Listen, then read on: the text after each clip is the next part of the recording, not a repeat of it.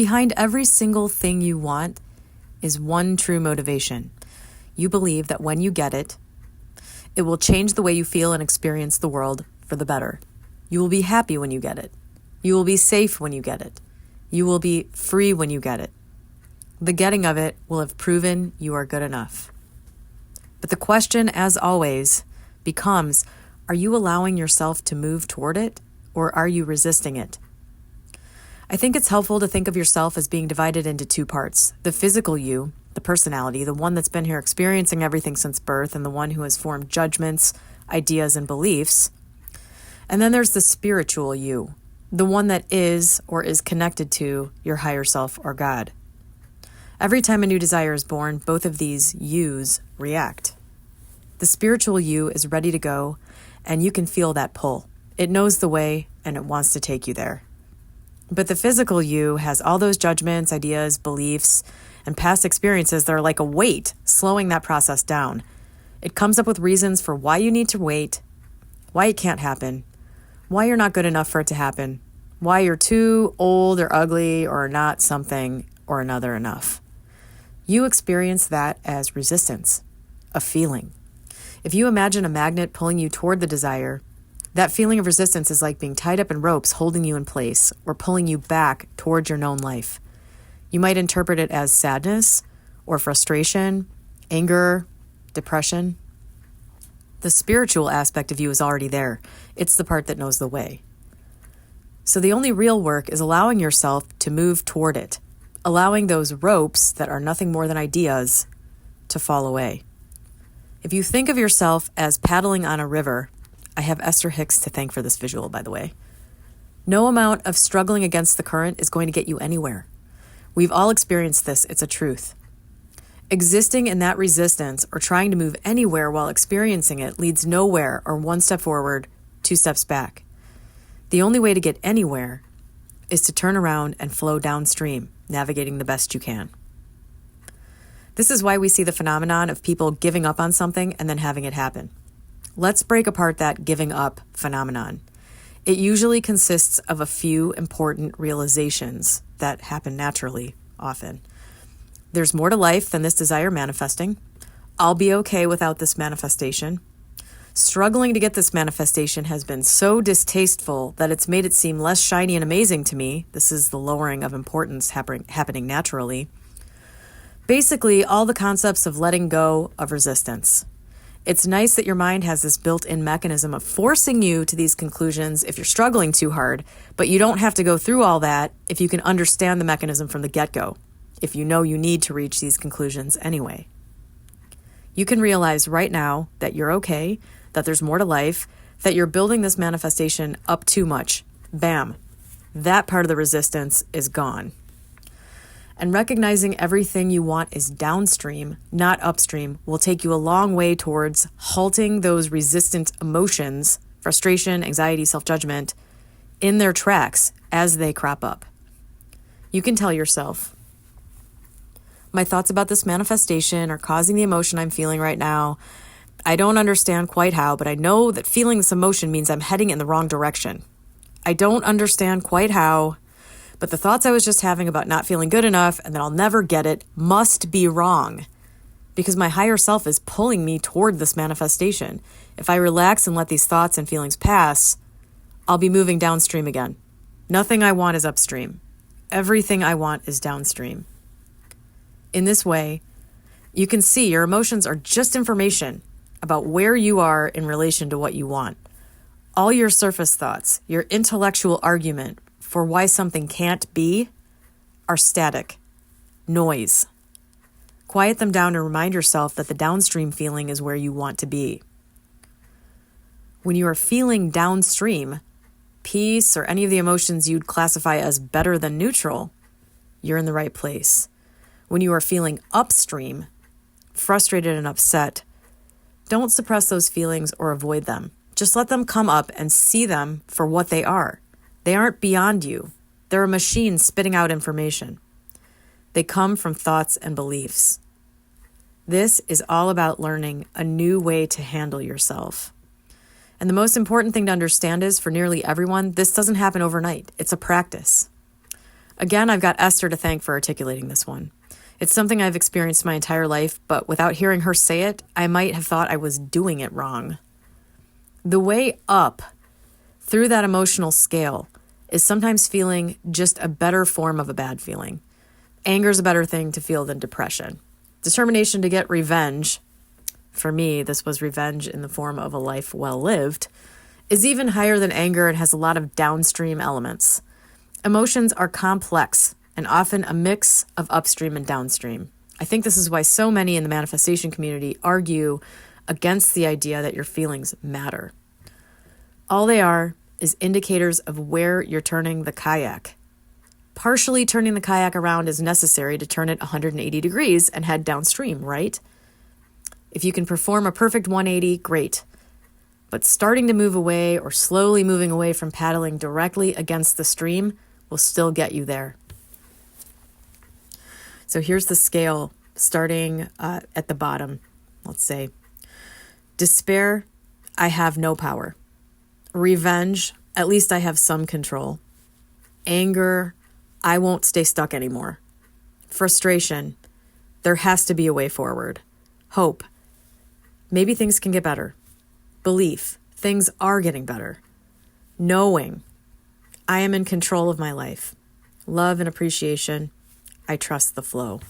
As Esther says, just keep reaching for the next better thought. I'm here to tell you that this is the way. I didn't have to learn this. It's been my approach to bad feelings my entire life, as I'm sure it has been for many of you. But for those having to learn this approach, I'm here to tell you it works. But let's look at I am in control of my life for a sec. A lot of people are more afflicted by this than ever. I'm in control of my life doesn't mean I control the external world. It means you're in control of yourself. This doesn't mean you can't fulfill all of your desires and get everything you want. What it does mean is that you don't control the river. You only navigate the vehicle. People in the manifesting community spend a lot of time trying to control other people. It's almost a sport at this point. They want to control outer world events and the events of their day-to-day lives. But the only thing that needs to be controlled is you, your perceptions, and your resistance to the flow. This is 100% in your control and the only thing you need to worry about. Trying to control all those other things, feeding your energy into that idea, is yet another form of paddling upstream. Once you learn to control yourself, the world has a funny way of ponying up the exact things you want and in a way you couldn't have anticipated. When you stop trying to control everything, when you stop putting focus on the external world, especially things you find upsetting, and start getting into that feeling of non-resistance, which is a gift in itself just to experience that, everything changes. Your only work is to fix the relationship between you and you. You don't have to concern yourself with controlling other people or the world at all. Isn't that a relief? Just let the river carry you and show you that all the painful ideas about yourself aren't true, and all the things you actually are capable of, all the experiences that are within reach, that the things you want are for you. That's my post on Reddit from a few days ago, and I want to read a comment that somebody left because it's so good. Simply Sammy says, wow, this is magical. So based on what you have stated here, I sat and realized that my predominant emotion is guilt. Then I looked at what the exact opposite emotion to guilt. So incredible to note that it is pride. So I'm going to use this information in this way. Everything I eat, I attach the emotion of guilt to it. Even though I know I eat healthier than 90% of people, I subconsciously am attaching guilt to every mouthful. So from now on, every bite I take, I'm going to pause and remind myself how proud I am of myself for losing all the weight years ago, turning my health around, how healthy I eat now. Every time I feel the guilt that I am not being the best mom I can be, I'm going to stop, take a breath, and remind myself that I'm giving my 4 boys the absolute best I possibly can in every moment, that I can be proud of how incredible each of them are, and that is remarkable. I could literally go about all day long and simply flip the negative into a positive. I don't have to strive for perfection. I simply have to slowly stop the automatic negative thought spiral and clear a few steps up the emotional ladder. Suddenly, this doesn't seem so daunting and utterly impossible. Apologies, this is so long, but just wanted to add, last night while sitting staring at a bonfire, I made this realization. I can look at this fire, a simple fire, in two ways. Either I see the flames dancing to their own tune, the majestic flow of the energy moving before my eyes, the true magic of the flame that I am able to witness and observe. What a blessing. Or I can look at the fire in horror and see the tree that was cut down and chopped up and now simply set alight. I can choose how I perceive everything. I can choose. With this in mind, if I believe that we are all one, that we are all simply God's source, 0 point, whatever we want to call the origin, then I am the observer. I am the wood. I am the tree. I am the flame. I am the heat. I am the air. I am connected to all of it. Therefore, I can either view all extensions of my energy as positive or negative and begin to shape the reality I am choosing to perceive. That's a brilliant comment. And truly, everything leads to that. Everything leads to the same conclusion, which is, in my opinion, just the best thing ever, because the thing that it leads to is just awesome. It's like the conclusion of all of this is the relief of all pain. It is the satisfaction of all desire. This is all just a matter of alignment. Truly, there is a way of viewing and existing in the world that is perfect. And there's also an infinite number of ways of viewing and existing in the world that is not perfect, that are not perfect. And once you realize that, you know exactly what your goal is. Your goal is getting to that perfect alignment, which is, I think, basically, at the end of the day, it's rejoining with God. It's becoming one with all. It's sort of like from a certain angle, you disappear and become one with everything. And so if you understand that and you take these small steps, like this comment was such a great idea, and it was such a great realization or sort of reorienting towards things. Whatever you're looking at in your life that's causing you pain, there are a million other ways to look at it. And all you need to do is be presented with the correct one. And that may be beyond you. And that's why A Course in Miracles talks about calling on the Holy Spirit to correct that perception. You can also, I've regularly asked my higher self to show me things, or I've said, God, let me see this through your eyes. All these types of phrasings have produced the right outcome for me. And it's just it's a shift in how you see things. I think people get really they get like into this idea that they are seeing the truth, or they are seeing reality, objective reality, that there's like only one reality and that it's not a good one. And all these ideas are just nonsense ideas. It's like people think if they shift their perspective, that's a cop-out, that's, a coping or something like that. Like that is somehow inferior to, altering the external world within their current faulty perception to change that perception somehow. That never works. It never, ever works. And I think for a lot of people, you just have to go through a lot of striving and toiling in that way and failing before you suddenly get tired enough of struggling with the external world that you then are sort of broken open and ready for an understanding of this idea that everything you're experiencing that way because of you, not because of what the external world is showing you, not because of what is present in the external world. It's sort of a core fundamental, I think, truth. And yeah, once you understand that, there's really no going back. It's just something that I think you have to accept. And then you look out at your life and you say, well, okay, but I still have to pay bills, and I still have this health problem, or I'm still lonely, or, whatever. You have your valid From the mundane perspective, you have your valid human problems. And, it's like, I'm not sure exactly how to put this.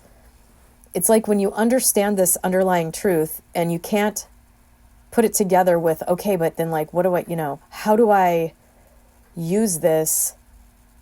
Like, I still have to pay my bills and I'm broke. You have like this sort of existential issue right in your face. And then you have this like high spiritual truth, and it's like they're so far apart from each other that it can be hard to put them together. And it's like, in my mind, I sort of imagine the real world problem and the high spiritual truth, and I just sort of imagine them coming together in the same space. Like, I imagine the spiritual truth and understanding that maybe I only have intellectually right now, but I, can't quite feel yet. I just sort of imagine that flowing into and around the real world problem. This might sound really weird. This is, this is not like something I read in a book. This is a personal thing. I just sort of bring them together in my mind as if they're two big blobs. I just say, okay, I'm going to put these two blobs together and mix them together in my mind.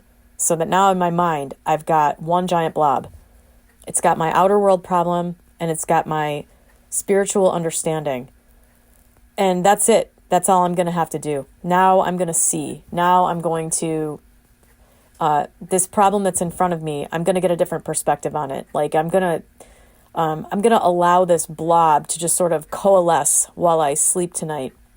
And when I wake up in the morning, I will have drawn the outer world problem into the spiritual solution, and my perspective on it will shift. This was just a freebie tip for all of you. Really helpful, I'm sure.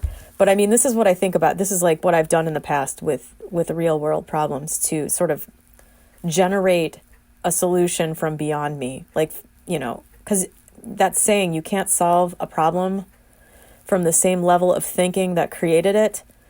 How do you access the perspective that's outside of the level of thinking that created your problem? Well, you're going to have to elevate out of it somehow. It's going to have to come from somewhere outside of your current perspective. So, whatever little thing you can come up with to generate that from somewhere else, if you just have to believe that God will do it for you, there are a million different ways to do this. Believe that God's always got your back and that God will give you the solution that you need. Or, I think in Reality Transurfing, which is a interesting book, it's just it's it's nothing groundbreaking, but it is another manifestation book written in a different voice.